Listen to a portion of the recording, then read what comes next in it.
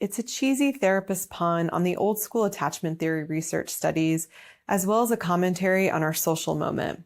Do you remember the strange experiments in your introduction to psychology classes? We'll show a quick video a little later to refresh your memory and to get you into the headspace of attachment theory from the perspective of attachment through the lens of early caregiver relationships. But these studies were where young children would be in a room with a caregiver while a stranger entered, and ultimately the primary caregiver would leave. We thought we would title this module Strange Times to pay homage to the attachment research that we're going to go into later, as well as to really capture just how absolutely strange the times we're living through are. Just to name a few events that are at the very least strange, the experience of living through a global pandemic alone was certainly strange.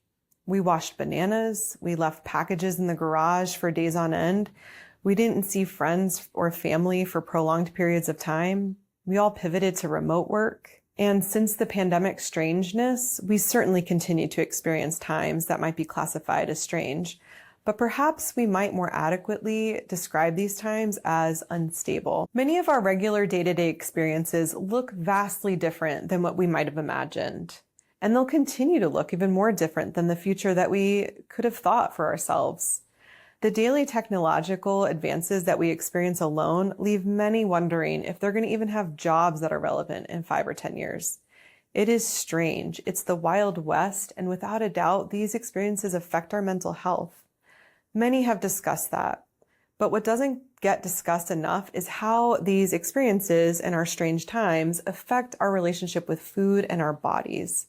The main goals of this module are first and foremost to root our work in the current moment. Rooting the work in this moment gives us a crystal clear lens to which we can view our clients' maladaptive coping with compassion and curiosity. Ultimately, really validating their experiences of needing tools to function in order to feel safe. There's a great analogy from Anita Johnston's book, Eating in the Light of the Moon, that I'm going to read. Imagine yourself standing in the rain on the bank of a raging river. Suddenly, the water-swollen bank gives way. You fall in and find yourself being tossed around in the rapids. Your efforts to keep afloat are futile, and you're drowning. By chance, along comes a huge log, and you grab it and hold on tight. That log keeps your head above water and saves your life. Clinging to the log, you're swept downstream, and eventually you come to a place where the water's calm. There, in the distance, you see the riverbank and attempt to swim to shore. You're unable to do so, however, because you're still clinging to the huge log with one arm as you stroke with the other. How ironic. The very thing that saved your life is now getting in the way of you getting to where you want to go. There are people on the shore who see you struggle and yell, "Let go of the log!" But you're unable to do so because you have no confidence in your ability to make it to shore. And so very slowly and carefully, you let go of the log and you practice floating. When you start to sink, you grab back on. Then you let go of the log and practice treading water. When you get tired, you hold on again.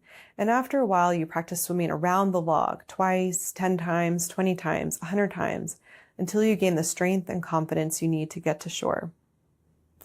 Only then do you completely let go of the log. This metaphor explains just how much people hold on to things that might not serve them in order to feel safe. We thought it was a really nice reminder before we really get into this journey that the clients you're seeing are holding on to behaviors that might be harming them because above all, they're scared.